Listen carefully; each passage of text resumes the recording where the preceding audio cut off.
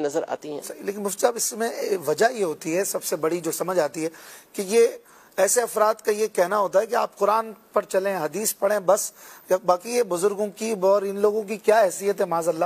تو اس حوالے سے اگر ایک ذہن مل جائے کہ جب صحابہ کا یا اہل بیت کا یا ولیوں کا ذکر ہو، ایک مسلمان کا طرز گفتگو کیا ہونا چاہیے؟ مسلمان ہمیشہ باادب ہوتا ہے، احترام کرنے والا ہوتا ہے. دیکھیں تیلی اصغر صاحب نے بھی پچھلے دنوں اس پر اچھا کلام کیا اور پوری قرآن کی آیت سے بتایا کہ جو جملہ بعض لوگوں کی زبان پہ آیا ہے کہ بابے تو کوئی شے نہیں. جی. تو حالانکہ یہ جو طرز ہے، یہ جو انداز ہے، جی، یہ اسلامی تربیت کے بالکل خلاف ہے.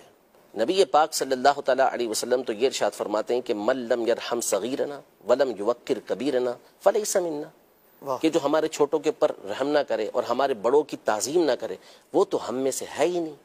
ٹھیک ہے؟ تو اب انداز گفتگو کہ وہ کوئی شے نہیں ہے، کوئی چیز نہیں ہے، کیسے نہیں ہے؟ اللہ تبارک و تعالیٰ کی بارگاہ میں ان کا کیا مقام و مرتبہ ہوتا ہے. صحیح بخاری شریف کی حدیث مبارکہ ہے کہ نبی پاک صلی اللہ علیہ وسلم نے ارشاد فرمایا کہ ان اللہ اذا احب عبدا، کہ اللہ پاک جب کسی بندے سے محبت کرتا ہے، حالانکہ اللہ جل شانہ اپنی مخلوق سے محبت ویسے ہی فرماتا ہے. صحیح.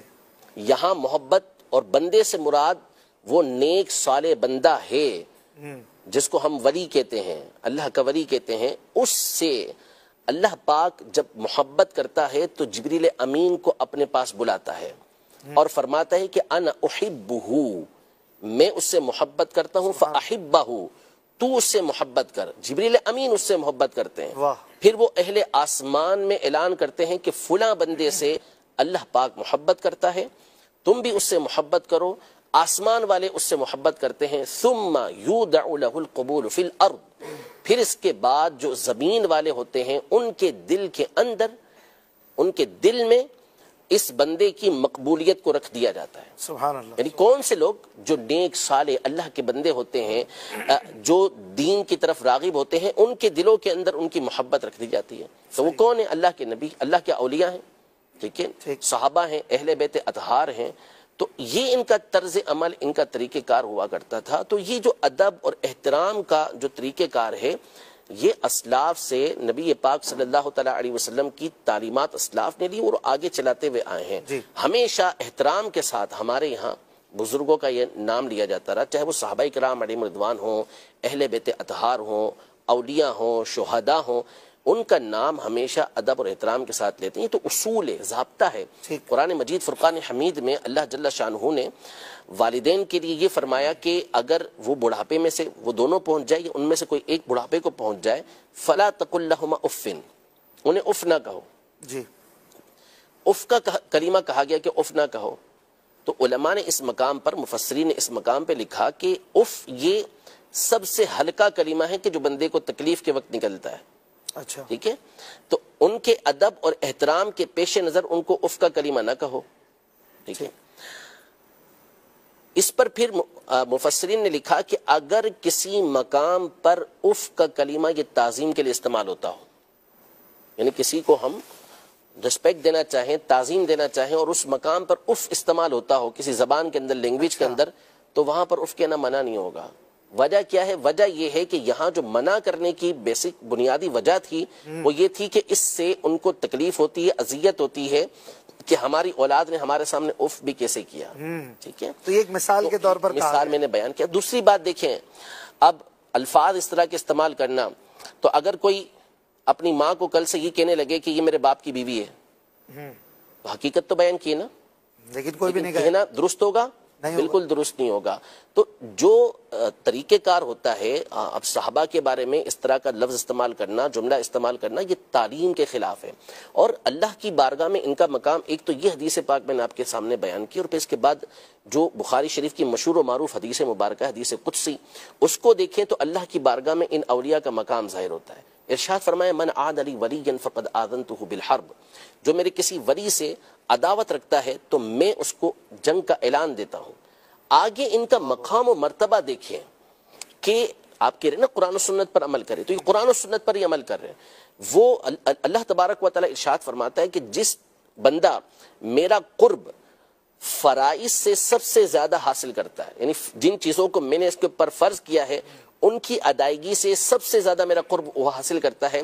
اس کے بعد وہ ہمیشہ نوافل پڑھتا رہتا ہے حتی احببتہ، یہاں تک کہ میں اس کو اپنا محبوب بنا لیتا ہوں، اس کو اپنا پسندیدہ بنا لیتا ہوں. اور جب میں اس کو اپنا پسندیدہ بنا لیتا ہوں تو میں اس کے کان بن جاتا ہوں. وَكُنْتُ سَمْعَهُ الَّذِي يَسْمَعُ بِهِ، کہ اس کے کان بن جاتا ہوں جس کے ذریعے وہ سنتا ہے. میں اس کی آنکھ بن جاتا ہوں جس کے ذریعے وہ دیکھتا ہے. میں اس کے ہاتھ بن جاتا ہوں جس کے ذریعے وہ پکڑتا ہے. میں اس کے پاؤں بن جاتا ہوں جس کے ذریعے وہ چلتا ہے. اب اس کی تفسیریں مختلف ہیں کہ اس کا معنی کیا بنتا ہے، لیکن اب اللہ کی بارگاہ میں ان کا مقام دیکھیں، ان کا مرتبہ دیکھیں کہ اللہ تبارک و تعالیٰ کیا ارشاد فرما رہا ہے کہ میرے اولیاء سے عداوت کا نتیجہ یہ نکلے گا. پھر اس کے بعد متصل یہ بات ارشاد فرمائی جا رہی ہے کہ اللہ کی بارگاہ کے اندر ولی بننے والے ان کا مقام و مرتبہ یہ ہے کہ اللہ ان کو اپنا محبوب بناتا ہے. ان کے باڈی پارٹس کے بارے میں فرمایا کہ اللہ کا نور جلال اس میں داخل ہوتا ہے. پھر اس میں یہ بیان کیا گیا کہ اب یہ جو اللہ تبارک و تعالیٰ ہاتھ پاؤں کان یہ جو بیان کیا، ظاہر ہے کہ اللہ پاک اس سے پاک ہے، تو اس کا مطلب یہ بیان کیا گیا کہ وہ اللہ پاک کی اطاعت کے اندر ہی زندگی گزارتے ہیں. اور کرامات کے حوالے سے بھی یہاں گفتگو کی گئی ہے. پھر اس کے بعد یہ ارشاد فرمایا کہ اگر وہ مجھ سے پناہ مانگتا ہے تو میں اس کو پناہ دیتا ہوں، وہ مجھ سے سوال کرتا ہے تو میں اس کو عطا کرتا ہوں. سبحان اللہ. تو اللہ کی بارگاہ میں تو یہ مقام و مرتبہ ہے، اور آپ کہتے ہیں کہ کوئی شے نہیں، کوئی چیز ہی نہیں ہے.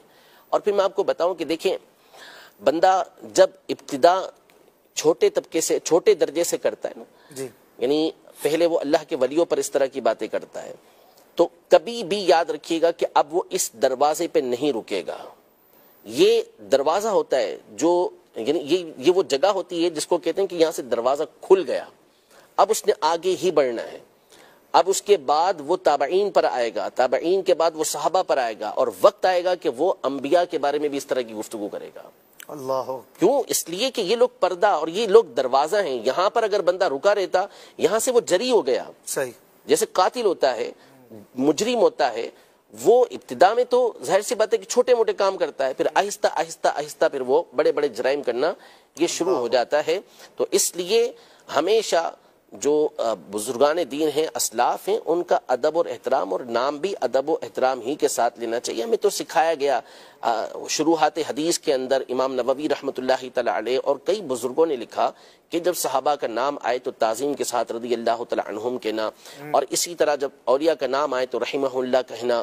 یہ تو ہمیں تعلیم دی گئی ہے اس چیز کی کہ ہم نے اس انداز میں گفتگو کرنی، اور یہ کہ نئی بالکل لاجک اور نیا طریقہ کار، اور اس کے پیچھے ایک بہت بڑی وجہ ہے. اور یہ چونکہ آپ نے سارے بھی تک جتنے سوال کیے ہیں ان ایکسپیکٹڈ ہیں سارے، تو اب یہ ایک پورا پیچھے ایک وجہ ہے اس کی کہ یہ کیوں اس طرح کیا جا رہا ہے. سب سے بڑی وجہ یہ ہے کہ اسلاف سے جب تک آپ کا تعلق باقی رہے گا آپ کو گمراہ نہیں کیا جا سکے گا، آپ کو اپنے پیچھے نہیں چلایا جا سکے گا. اپنے پیچھے چلانے کا جو صحیح طریقہ، جو شارٹ کٹ طریقہ ہے، وہ یہ ہے کہ آپ اسلاف سے ان کا تعلق توڑ دیں. جب اسلاف سے تعلق توڑ دیا تو اب منمانی کرنی ہے، جو چاہے آپ کرتے رہیں، جو چاہے آپ بولتے رہیں. اب جب حوالہ پیش کیا جائے گا کہ جی یہ تو فلاں مفسر نے یہ بات کہی ہے، جنہوں نے اپنی ساری زندگی اس فن کے اندر گزاری ہے، فلاں محدث نے یہ بات کہی ہے، فلاں فقیر، وہ تو کچھ ہی نہیں، وہ تو کوئی چیز ہی نہیں ہے. اس کا مطلب تو یہ ہوا نا کہ آپ نے تو تمام کو بے وقعت کر دیا کہ نہیں، ان کی وقعت ہوگی تو امت ان کی بات مانے گی. اور یہ وہ لوگ تھے کہ جو سلسلہ در سلسلہ ہمیں نبی پاک صلی اللہ تعالی علیہ وسلم تک پہنچا رہے تھے، لیکن انہوں نے وہ جو کڑی آ رہی تھی اس سے کاٹ دیا کہ نہیں ڈائریکٹ ہمارا راستہ، حالانکہ یہ امت کے طریقہ کار کے خلاف ہے. اور ہمیشہ آپ دیکھ لیں کبھی بھی یہ توہین والا انداز آپ کو امت کے اندر جو نیک سارے لوگ ہیں کبھی ان کے اندر نہیں ملے گا. ٹھیک ہے، اب یعنی پچھلے 1400 سالوں میں اس طرح ہمیں اچھے لوگوں میں، صالحین میں نہیں ملتا. بالکل نہیں ملتا. لگتا ہے جیسے کہ آج کوئی آیا اور وہ کہتا ہے پچھلے سارے غلط تھے، میں ہی صحیح ہوں. تو پھر وہی غلط ہوا نا، وہی غلط ہوا. امت تو غلط نہیں ہو سکتی. تو قرآن مجید فرقان حمید میں واضح طور پر ارشاد فرما دیا کہ جو شخص بھی مسلمانوں کے علاوہ کوئی اور راستہ تلاش کرے تو ہم کو اس کو اسی کی طرف پھیر دیں گے، نولیہ ما تولی، جس طرف وہ پھر رہا ہے ہم اسی طرف اس کو پھیر دیں گے اور اس کو جہنم کے اندر داخل کریں گے، اور جہنم بڑا ہی برا ٹھکانہ ہے. تو مسلمانوں کا راستہ اختیار کرنے کا حکم دیا گیا. اور جیسا کہ مفتی صاحب نے بھی بیان کیا اس دن کے صراط الذین انعمت علیہم، یہ تو آپ جب تک صراط الذین انعمت علیہم انعام یافتہ بندوں کا ذکر نہ کریں اس وقت تک تو آپ کی نماز ہی پوری نہیں ہوتی. اور پھر اس کے بعد جب التحیات کے اندر آپ آتے ہیں تو السلام علینا وعلی عباد اللہ الصالحین. صالحین کا مطلب ہی اولیاء ہوتا ہے, نیک لوگ ہوتے ہیں, تو ان کے لیے آپ کا دعا کرنا ضروری ہوتا ہے.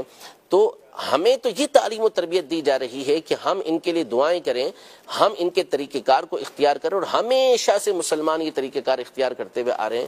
یہ کہ نئی طریقے کا نیا طرز نکلا, نیا انداز نکلا, اور پھر اس کے بعد اب ہمارے سامنے اس کے اثرات جو ہے وہ دیکھ رہے ہیں ہم. ہے تو بہت تھوڑا سا اس کا اثر, کوئی بہت بڑا اثر نہیں ہے, صرف سوشل میڈیا کا ایک ہوا ہوتا ہے کہ جس کے ذریعے چیزیں ہو جاتی ہیں, ورنہ گراؤنڈ ریئلٹی یہ ہوتی ہے کہ ایسے لوگوں کی کوئی حیثیت اور حقیقت نہیں ہوتی. دیکھنے والے, کمنٹس دینے والے, گفتگو کرنے والے بھی عمومی طور پہ وہ ہوتے ہیں کہ جو مخالف ہوتے ہیں اور اپنے بے وقوفانہ طرز کی وجہ سے ایسے لوگوں کو پروموٹ کر رہے ہوتے ہیں, ورنہ ان کے فالوورز آٹے میں نمک تو بہت بڑی چیز ہے, کچھ بھی نہیں ہوتے. حقیقت یہ ہے. تو اصل یہ ہے کہ ہمیشہ سے مسلمان یہ صحابہ سے, اہل بیت سے, اپنے اسلاف سے متصل رہے ہیں, ان کے ساتھ جڑے ہوئے رہے ہیں, اور انشاءاللہ قیامت تک یہ سلسلہ چلتا رہے گا. اس طرح کے لوگ آتے جاتے یہ ہمیشہ رہے ہیں, اور علماء ان کا